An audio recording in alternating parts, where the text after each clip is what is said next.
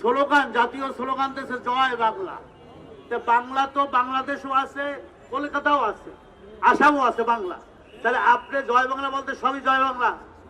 এইটাকেও এই সরকার আইনের মাধ্যমে, ইসের মাধ্যমে, হাইকোর্টের মাধ্যমে এটাকে রহিত করে দিচ্ছে যে না, এখন আর জয় বাংলা বাংলাদেশের কোনো স্লোগান নয়। এইটা আমাদের বিজয় দিবসে আজকাল আমাদের বিজয়।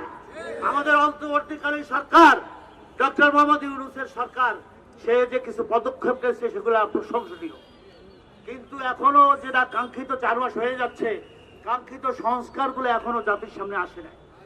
আমরা সার্বিকভাবে ইসলামী আন্দোলন বাংলাদেশ, আপনারা জানেন যে আমাদের এই জুলাই আগস্টের যে গণবিপ্লবে আমাদের 17 জন ছাত্র এবং বিভিন্ন কর্মী তারা শহীদ হয়েছে। প্রায় আপনার 600 আমাদের ছাত্র ভাইরা এবং আমাদের কর্মীরা তারা আহত হয়েছে, অনেকের চক্ষু গেছে, অনেকের হাত পাও গেছে, তারা কাতরাচ্ছে।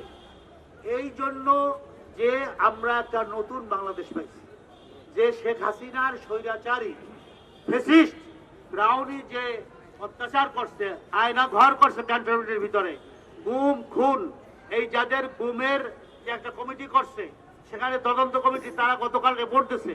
রিপোর্টে বলা হয়েছে যে এই গুণের সাথে হাসিনা সরাসরি জড়িত ছিল। কত বড় শয়তান, কত বড় ফ্যাসিস্ট, কত বড় ফ্রাউড! সমস্ত জুলুম, অত্যাচার, হত্যা, খুনের পিছনে এই শেখ হাসিনা। আজকাল ব্যাংকগুলা লুট করে সব পাচার করে দিয়েছে, টাকাগুলা সব বিদেশে।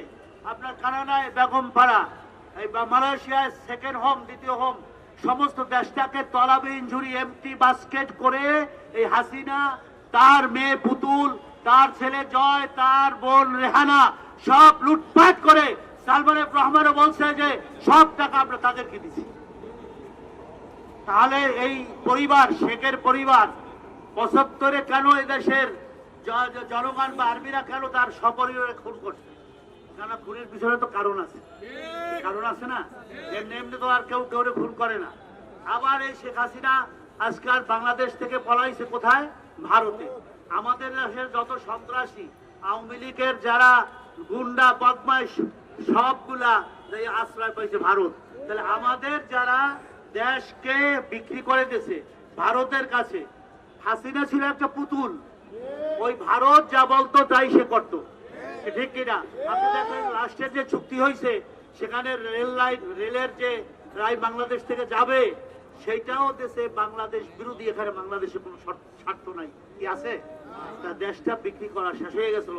আল্লাহর রহমত আমাদের বাংলাদেশের উপরে। এখানে আল্লাহর ওলিরা শুয়ে আছে, এই মাটিতে অনেক আল্লাহর ওলিরা আছে, জিন্দা ওলিরা আছে। আপনারা, আমরা 92% মুসলমান। এই দেশে ভারত যেভাবে আমাদের উপরে সন্ত্রাস করছে, ষড়যন্ত্র করছে, এই ষড়যন্ত্র থেকে আল্লাহ রাব্বুল আলামিন স্বয়ং তিনি রহমত দ্বারা আমাদেরকে হেফাজত করছে।